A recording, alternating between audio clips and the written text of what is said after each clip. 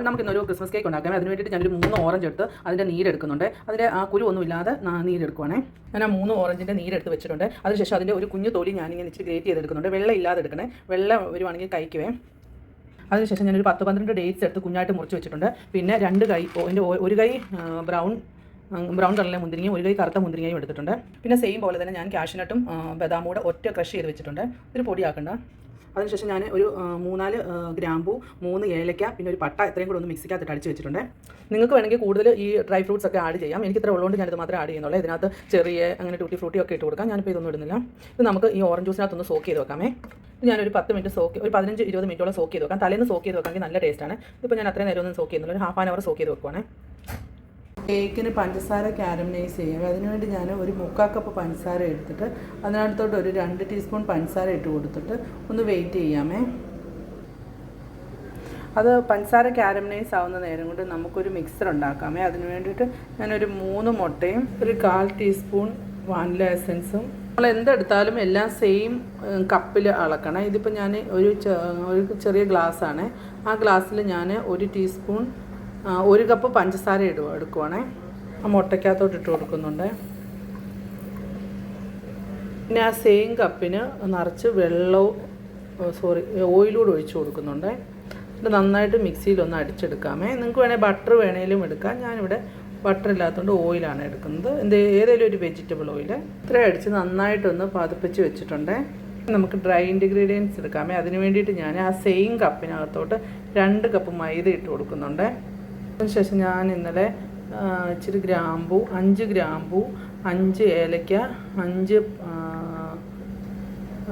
ഏലക്ക, പിന്നെ ഒരു ചെറിയ 2 പട്ട എല്ലാം കൂടി ഇട്ട് അടിച്ച് വെച്ചിട്ടുണ്ടായിരുന്നു. അത് 1 ടീസ്പൂൺ ബേക്കിംഗ് പൗഡറും ഇട്ട് കൊടുത്ത് നന്നായിട്ടൊന്ന് ഇളക്കി കൊടുക്കുന്നുണ്ട്. അവിടെ ഷുഗർ കാരമലൈസ് ചെയ്യാൻ വെച്ചത് നന്നായിട്ട് ബ്രൗൺ നിറമായിട്ടുണ്ട്. അപ്പോൾ ഞാനൊരു 1/4 ടീസ്പൂൺ വെള്ളം ഒഴിച്ചിട്ട് തീ ഓഫ് ചെയ്യുന്നു. നന്നായിട്ടൊന്ന് ഇളക്കി കൊടുക്കുവാണ്. ശേഷം നമ്മൾ ഇന്നലെ ഓറഞ്ച് ജ്യൂസിനകത്ത് ഇട്ട് വെച്ചിരുന്ന ആ ഡ്രൈ ഫ്രൂട്ട്സ് എല്ലാം നമ്മൾ ഇതിനകത്തോട്ട് ഇട്ട് കൊടുക്കുകയാണ്. ആ ഷുഗർ കാരമലൈസ് ചെയ്തതിനകത്തോട്ട് ഞാൻ ആ മിക്സർ ഫ്രൂട്ട്സ് എല്ലാം കൂടി ഇട്ടു.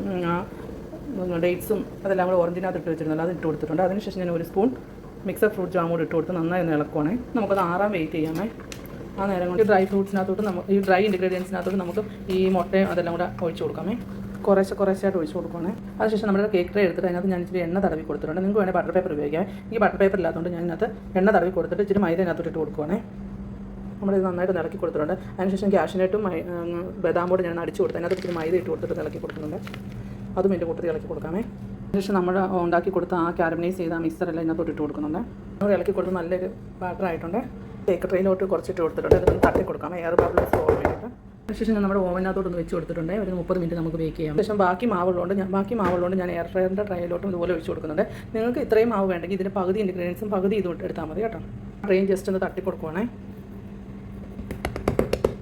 ശേഷം ഓവനകത്തോട്ട് ഞാനൊരു 30 മിനിറ്റ് വെച്ച് കൊടുക്കുന്നുണ്ട്. അടച്ചിട്ട് നമ്മുടെ കേക്കാണ് 1/2 മണിക്കൂർ കഴിയുമ്പോൾ ഞാൻ ഓഫ് ചെയ്തിട്ടുണ്ട്. ഇത് വെന്തെന്ന് തോന്നുന്നു. ഞാൻ ഓഫ് ചെയ്യാൻ പോവാണേ. ഓഫ് ചെയ്ത് അതിനുശേഷം ഞാനൊരു സ്പൂൺ വെച്ച് ഒന്ന് കുത്തി നോക്കുവാണേ. അപ്പോൾ അതേ പറ്റുന്നില്ല. അങ്ങനെ പറ്റുന്നില്ല എങ്കിൽ അത് വെന്ത്. ഇതിന് മുമ്പ് ഞാൻ ഒരു വട്ടം തുറന്ന് നോക്കിയായിരുന്നു. അന്നേരം അതിങ്ങനെ പറ്റുമായിരുന്നു. അപ്പോൾ അത് വെന്തിട്ടില്ലായിരുന്നു. അപ്പോൾ അതങ്ങനെ പറ്റുന്നില്ല. ഇങ്ങനെ ഉണങ്ങിയിരിക്കുവാണ്. ഇതിലൊന്നും പറ്റിയിട്ടില്ല. അപ്പോൾ ഞാൻ ഓഫ് ചെയ്യുവാണ്. ഇത് നമ്മുടെ കേക്ക് ആവിയതിനു ശേഷം ഞാൻ ആ പാത്രത്തിലോട്ടൊന്ന് കുറഞ്ഞിട്ട് കൊടുത്തിട്ടുണ്ട്. നമുക്കൊന്ന് ടേസ്റ്റ് കട്ട് ചെയ്തിട്ടൊന്ന് ടേസ്റ്റ് ചെയ്ത് നോക്കാമേ. നമ്മുടെ കേക്ക് വളരെ ടേസ്റ്റിയാണ്. നല്ല സോഫ്റ്റ് ആയിട്ടിരിക്കുന്നത്. എല്ലാവരും ട്രൈ ചെയ്ത് നോക്കണേ. നമ്മുടെ കേക്ക് വളരെ സോഫ്റ്റാണ്. Thank you.